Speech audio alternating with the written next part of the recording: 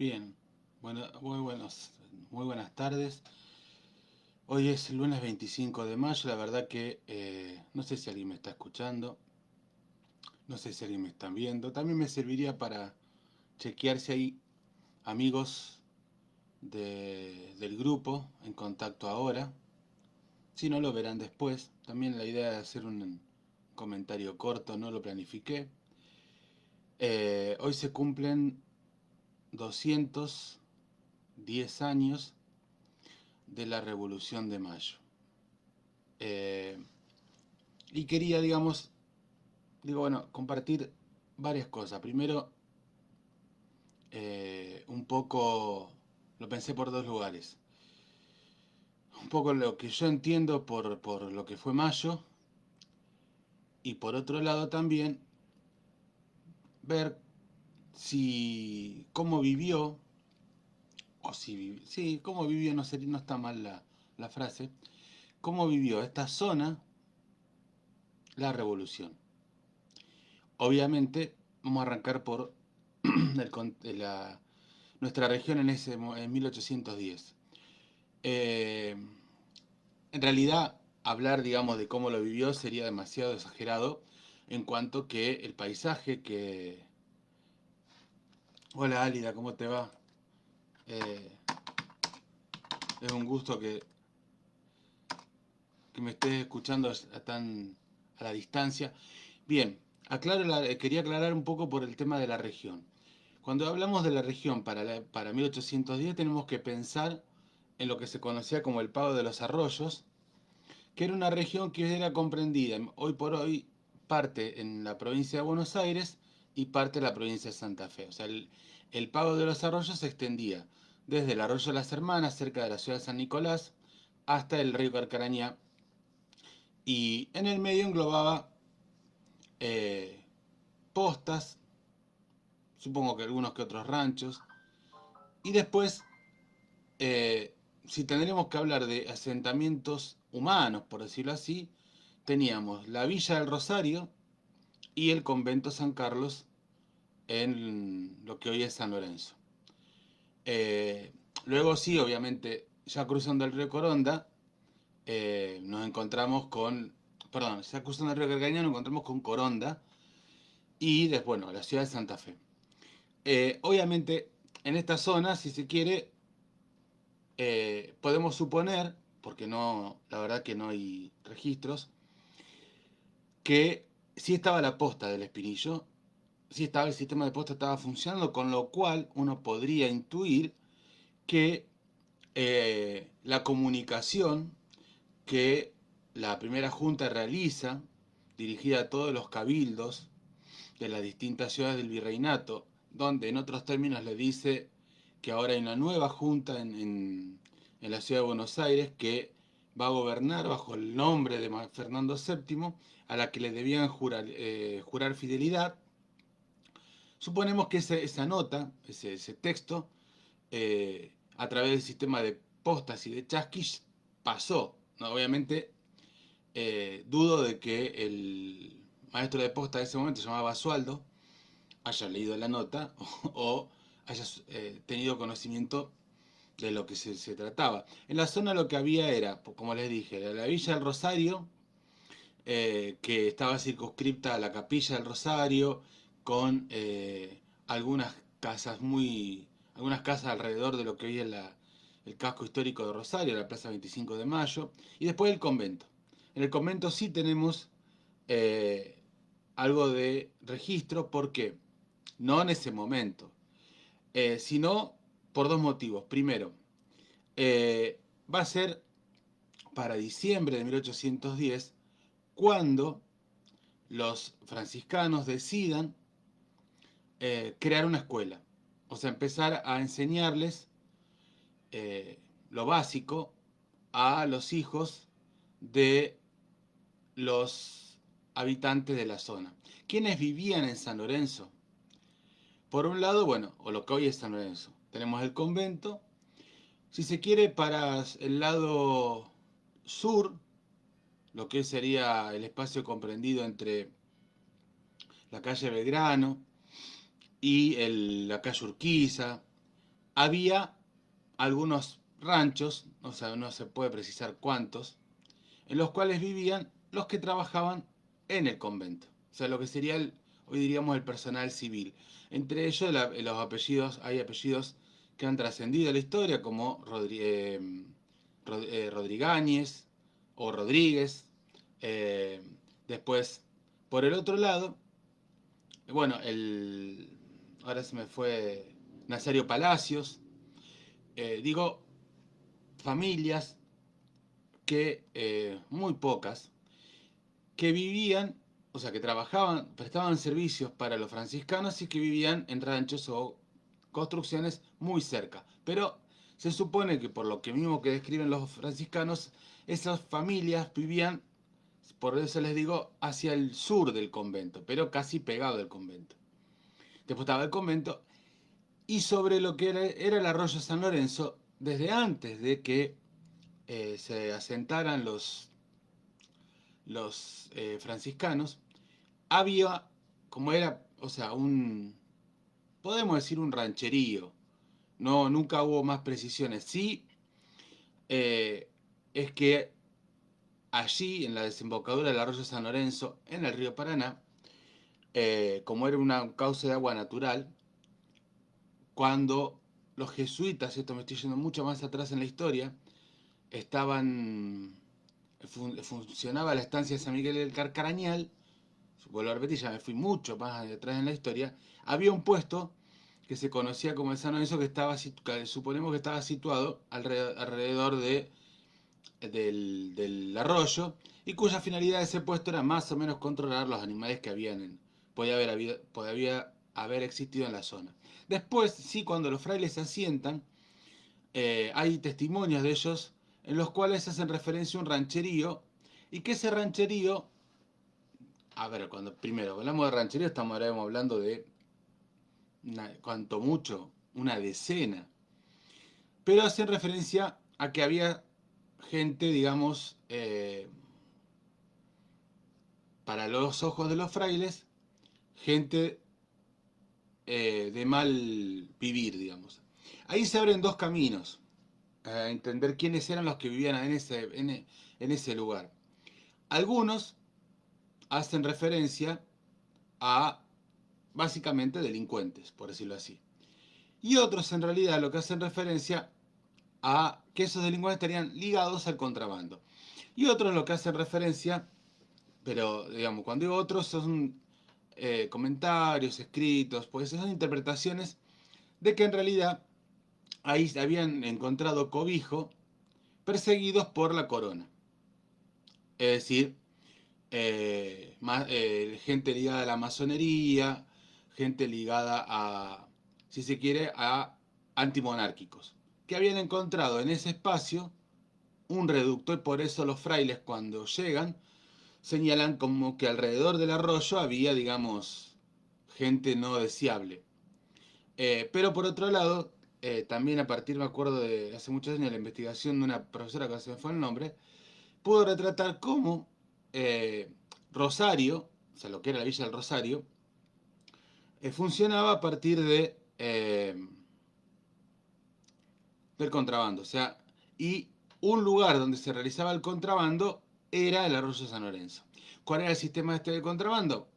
Eran mercaderías fundamentalmente inglesas que entraban por Brasil, de Brasil cruzaban al Uruguay, y del Uruguay, bueno, cruzaban lo que sería la provincia de Entre Ríos y era un camino alternativo para llegar a Buenos Aires, que era el objetivo final del contrabando.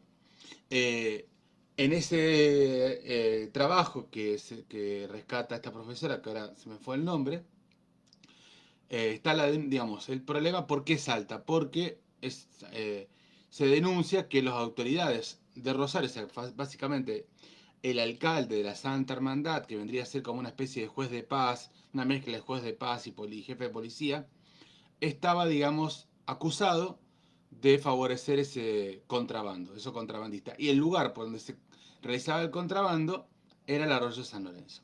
Pero bueno, me fui un poco por las ramas para indicar cuál era más o menos eh, la gente que vivía en San Lorenzo o en esta zona. Como les dije, eran los que vivían en las postas, y después la gente que vivía alrededor del convento, los frailes que vivían en el convento, y este rancherío que estaba alrededor del arroyo San Lorenzo, del cual no hay muchas más precisiones. Lo que decía así del convento es que su participación va a estar dada por dos cosas, como les dije.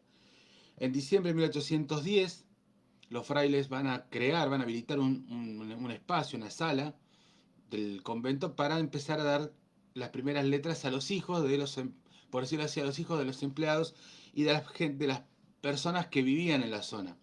Eh, de hecho, el libro de misas del convento permite apreciar que la zona, cuando hablo de la zona, hablamos del Pago de los Arroyos, este sur de Santa Fe, había, digamos, desperdigada población que utilizaba, digamos, el convento como el lugar donde se realizaban las prácticas religiosas, o sea, bautismos, fallecimientos, pedidos por misas.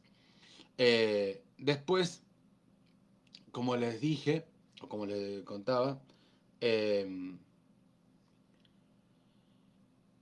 los frailes van a tener esta situación, la creación de la primera escuela, que es la Escuela de San Carlos, la primera escuela patria, porque obviamente su origen tiene que ver con diciembre de 1810, o sea, la patria, digamos, por decirlo así, la revolución había recién comenzado y obviamente ya las autoridades, por lo menos esta parte no dependía, dependía formalmente del rey, pero el rey estaba preso, con lo cual se puede decir que la Escuela de San Carlos fue la primera escuela creada después de 1810 y eso le permite decir que fue la primera escuela patria. Y por el otro lado también, como les dije, la participación es ¿por qué? Porque los frailes eran españoles y al poco tiempo, o sea, por decirlo así, ya a las semanas, Mariano Moreno, y al correr, digamos, todo ese periodo de mayo a diciembre, por decirlo así, eh, y fundamentalmente a partir de lo que va a ser eh, lo que acontezca en Córdoba, paréntesis, ¿qué pasó en Córdoba? Después de la Revolución de Mayo, como les dije, la primera junta lanza a través de Chasquis una nota pidiéndola que todos los cabildos del virreinato le deben lealtad a la junta que estaba creada en Buenos Aires. Algunos cabildos les juran lealtad, como en el caso del Cabildo de Santa Fe, y otros deciden desconocer esa, esa comunicación y van a empezarse a abrir lo que van a ser los frentes de batalla de la independencia. Córdoba va a ser a todo esto, digamos, primero se enviaron esos chasquis y ya se fue preparando una fuerza militar como para imponer por las armas lo que, por decirlo así, por las buenas no podían imponer. Esa expedición, que se llamó Expedición Auxiliar del Norte, va a estar comandada por Castelli, como va a ser el jefe político de esa expedición. Los jefes militares van a ser Álvarez Tomás y Balcarce. Cuando llegan a Córdoba, en realidad en Córdoba el cabildo se muestra contrario a la revolución y deciden planear una contrarrevolución. ¿Quiénes van a ser los cabecillas de ese movimiento? Primero, Santiago Liniers, el ex virrey que estaba viviendo en Córdoba, en Altagracia, el obispo de Córdoba, Monseñor Orellana, y el gobernador de Córdoba. eh, Cuando las fuerzas militares llegan a Córdoba, logran eh, aplastar, digamos, este foco insurgente, y en lo que se conoce como Cabeza de Tigre, que es un lugar que está cerca de Cruz Alta, se va a producir el fusilamiento de Liniers. O sea, se va a sancionar a los eh, cabecillas de este enfrentamiento. Lo cual va a ser la primera gran decisión, si se quiere, de la Junta. ¿Por qué? Porque, por ejemplo, los miembros del ejército, entre los cuales estaba French, los famosos French Beruti, que eran miembros del ejército patricios, van a formar parte de esa expedición. Y claro, se van a encontrar con que tenían que fusilar a su ex jefe. Es decir, Liniers tenía varias cosas. Primero había sido el héroe de las invasiones inglesas. había sido eh, virrey, era un personaje, digamos, conocido, reconocido, había sido camarada de armas de muchos de los patricios, de los que tenían de los oficiales, digamos, que ahora estaban participando de la revolución, con lo cual en un momento se dudaba el tema de qué hacer, o sea, es decir, en el caso de Monseñor Orellana, como era obispo, la primera junta no lo fusila, como sí lo hace con los cabecillas y con Liniers, sino que lo envía, por decirlo así, hoy diríamos una prisión domiciliaria, al convento San Carlos de San Lorenzo. El Monseñor Orellana va a estar, digamos, aislado o encerrado en el convento unos meses hasta que se va a escapar. Digamos, ahí eh, va a aparecer, finalmente aparece en España el obispo, pero digamos va a escaparse de su encierro, que era el convento San Carlos en San Lorenzo. Y como les decía, el tema de este ejército auxiliar, la duda era, algunos decían, bueno, no, eh, pongámoslos en prisión, bueno, ya aparece la figura de Moreno, enérgico, como secretario de la Junta, ordenando el fusilamiento, y con él Castelli, como ordenándole que sea él, digamos, el que tome el mando de de la expedición y ordene el fusilamiento, lo cual va a terminar sucediendo, marcando que no se podía, digamos, por decirlo así, ser endeble ante el enemigo, por poner un nombre. Bien, entonces ahí tenemos otro momento. Orellana, como les dije, cabecilla de la contrarrevolución en Córdoba, va a tener hospicio en el convento San Carlos. Después esto también va a generar una tensión, porque como les dije, los franciscanos eran españoles.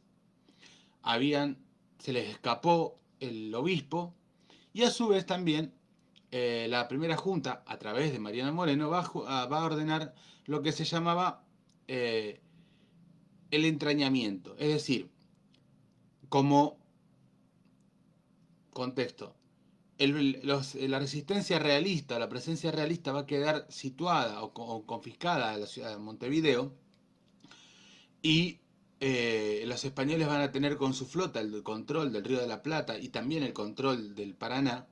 Las fuerzas revolucionarias no tenían flota, o la que van a lograr armar va a ser derrotada rápidamente. Con lo cual, Mariano Moreno, con su carácter de secretario de la primera junta, ordena el entrañamiento, que era que todos los españoles debían salir de sus lugares costeros y, eh, digamos, internarse tierra adentro. El que no lo hacía podía ser detenido o hasta fusilado. Los frailes rápidamente, porque esto sucede los primeros meses después de mayo, rápidamente envían una nota dirigida a Cornelio Saavedra como presidente de la primera junta, en la cual manifiestan su adhesión a la revolución. Eh, y obviamente eso como retribución, digamos, a esa cuestión, les va a servir para que no se les aplique el entrañamiento. O sea, que se los envíe, o bien, o se los deporte, o bien se los encierre, o bien se los envíe al interior, digamos. Al interior, al interior, a la pampa. Bien, y otra cosa también, que esto también se va a enganchar con lo que va a acontecer después con la presencia de San Martín y el combate de San Lorenzo, es que los frailes van a ser nombrados, designados como ciudadanos del Río de la Plata. O sea, pero esto va a acontecer después, ya como una retribución a a los, al apoyo que habían brindado tanto a Belgrano como a San Martín, ya en su momento el triunvirato, ya no la Junta de Gobierno, sino el triunvirato los va a nombrar como, le va a dar el papel de ciudadanía, con lo cual eh, se cortaba con este miedo que ellos tenían de que podían ser, digamos, en cualquier momento deportados, prisioneros o, si se quiere, digamos, ajusticiados el nombre de la revolución por traidores a la revolución por ser españoles. Entonces, esos tres elementos que les dije sí tienen relación, por decirlo así, o podemos sostener que la relación que hubo entre el convento y los hechos de mayo para esta etapa. Les reitero la situación de este obispo Orellana, la carta que los frailes le envían a Cornelio Saavedra, el cual la copia está en el convento. También está en el convento la respuesta de Saavedra, como presidente de la Junta, agradeciendo, digamos, el gesto. Y después, bueno, lo que decía está por cuestión de cómo era la situación en esta zona. Una zona que, vuelvo a repetir, estaba poco poblada. eh, de hecho, eh, Belgrano cuando va a pasar por primera vez, va a pasar por Rosario, pero no casi ni se detiene, cuando es enviado a la expedición del Paraguay. Sí se va a detener en Santa Fe, en la ciudad de Santa Fe, y bueno, después, estos son todos hechos que acontecieron en 1810, o sea, entre mayo y principio de 1811. Es decir, si no nos podemos extender, pues bueno, esta zona tuvo participación, el sur de Santa Fe y lo que sería el Pago de los Arroyos, en gestos y en actitudes más o situaciones más trascendentales, como la bandera o el combate de San Lorenzo. Pero acá lo que me quería circunscribir era a cómo vivió nuestra región el, los hechos de mayo.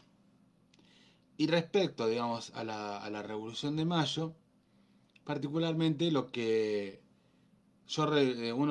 digamos, reivindico es la idea de revolución. O sea, es decir, significó un cambio en donde, eh, aprovechando o sea, pongamos en contexto, se aprovecha una situación que tenía que ver con, por un lado, el rey Fernando VII en prisión, si bien hacía desde 1808 que estaba en prisión por parte de Napoleón Bonaparte, quien había puesto como rey de España a su hermano, José Bonaparte, que en 1808 también, en Madrid, se decide, digamos, la Comuna de Madrid o la Ciudad de Madrid se resiste a la designación de José Bonaparte como rey de España y empieza una guerra civil, o una guerra de independencia, por decirlo así, entre españoles y franceses que hasta 1808 habían sido aliados. Hasta 1808 España y Francia eran aliados, o sea, Fernando VII, en realidad Fernando VII no, su papá, Carlos, Carlos V, creo que Carlos VI, su papá era aliado de Francia, el enemigo era Inglaterra. A partir de 1808 y lo que se conoció como la farsa de Bayona y la prisión tanto del padre de Carlos como de Fernando VII en Francia, y a partir de la situación que se va a dar en Madrid, se va a dar una guerra de independencia, de una guerra, digamos, entre España y Francia, en donde España va a desconocer la autoridad de José Bonaparte, va a reivindicar al rey preso y se van a ir formando juntas de gobierno.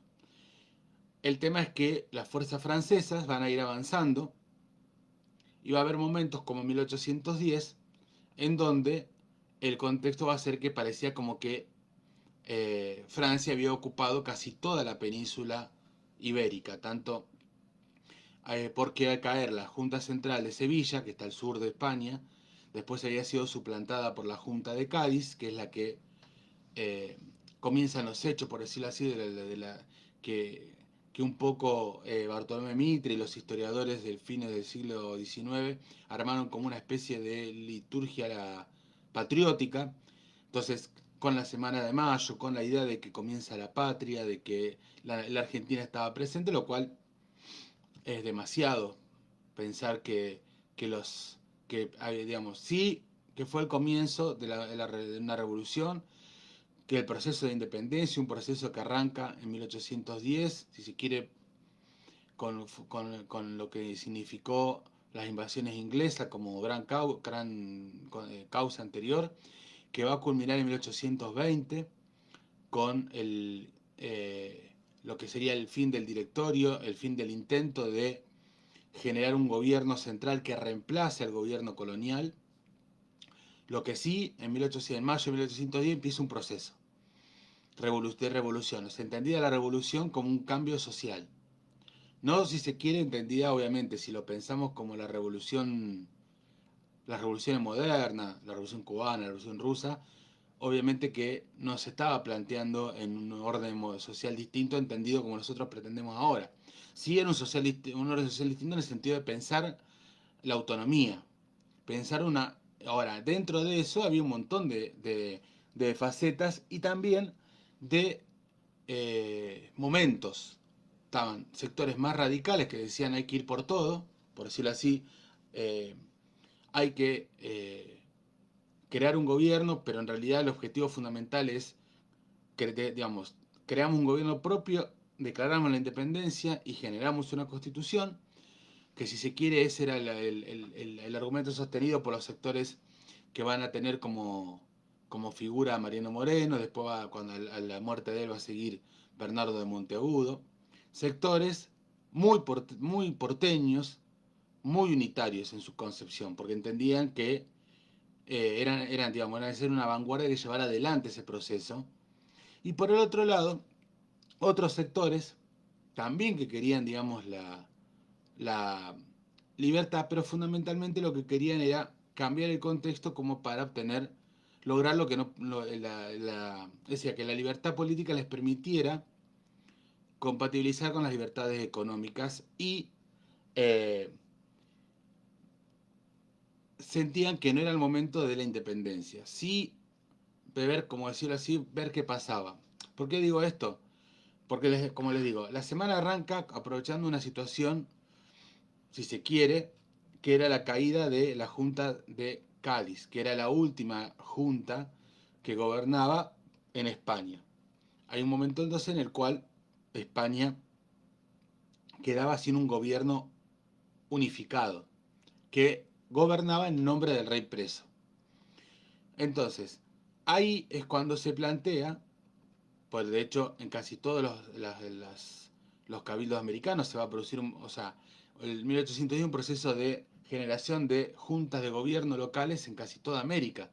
El tema es que algunas van a ser, la mayoría después van a ser aplacadas en su intento, pero tenemos juntas en Chile, tenemos juntas en Colombia, juntas en Venezuela, en México.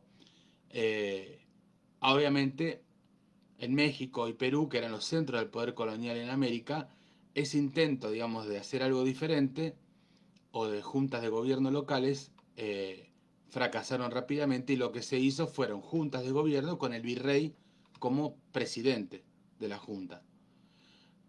Acá, en el Río de la Plata, la situación hace que se plantee el famoso cabildo abierto, o sea, los sectores criollos que venían eh, discutiendo y viendo la posibilidad de lograr la independencia o ciertas libertades políticas que no tenían, porque, por un lado, eh, los criollos tenían libertades económicas, o sea, la ciudad de Buenos Aires había experimentado con la creación del virreinato un gran crecimiento, digamos, los comerciantes porteños eran, en muchos casos, con fortunas interesantes o con un buen pasar que le había permitido educar a sus hijos, pero el tema es que el sistema colonial hacía que la condición para ocupar cargos tenía que ser haber nacido en España.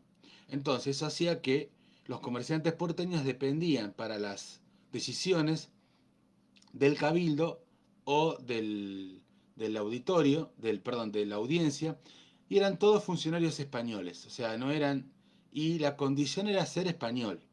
Entonces eso hacía que, por ejemplo, por decir un motivo, eh, no pudieran ocupar cargos y dependieran, esa tensión estaba muy marcada, digamos, entre los privilegios que tenían los peninsulares por el solo hecho de haber nacido en España, de los criollos que eran hijos de españoles, tampoco eran mestizos, o sea, estamos hablando. Entonces, esa tensión eh, que fueron creciendo, fundamentalmente porque, vuelvo a repetir, los criollos empiezan a tener un poder económico importante, eh, la posibilidad de obtener un poder político o que tomar el control de las decisiones políticas.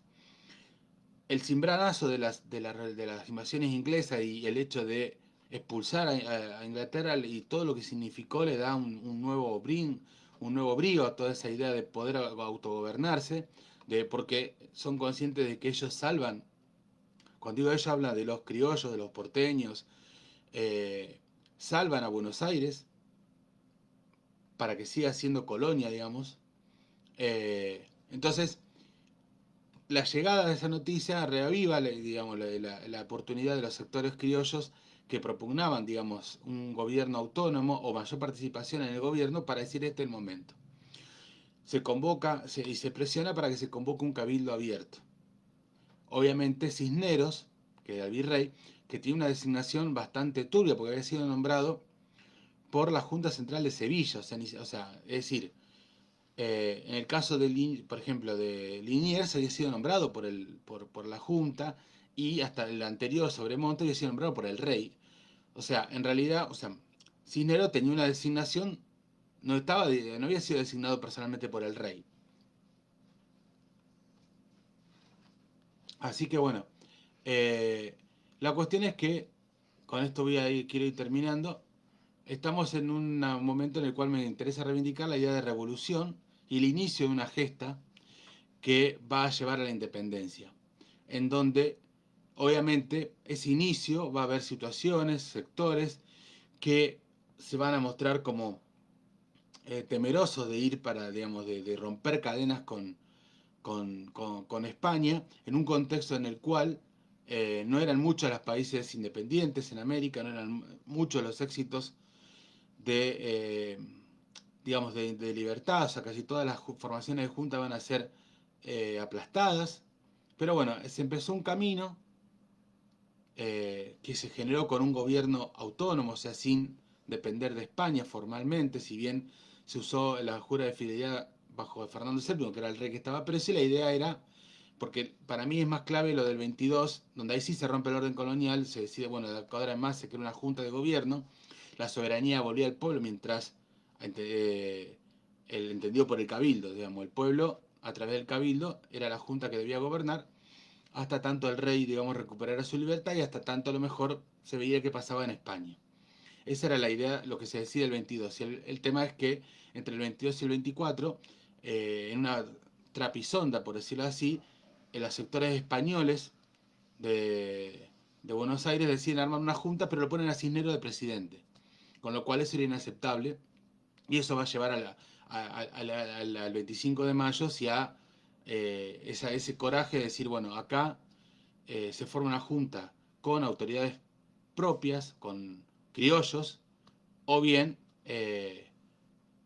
digamos, esa era la condición, o sea, la junta de gobierno tenía que estar controladas por los criollos y no por el virrey tenía que estar afuera. Eso era lo innegociable, digamos, no... y ahí sí nace el 25 de mayo, que fue el inicio de una revolución que o sea, que generó el camino de la independencia, porque ya después no hubo vuelta atrás, por más que hubo momentos, situaciones, personajes que quisieron volver atrás, y ya era un camino de ida, por decirlo así, que va a terminar en Tucumán en 1816 con las declaratorias de la independencia. Bueno, le agradezco mucho que me hayan escuchado y nos estaremos en contacto.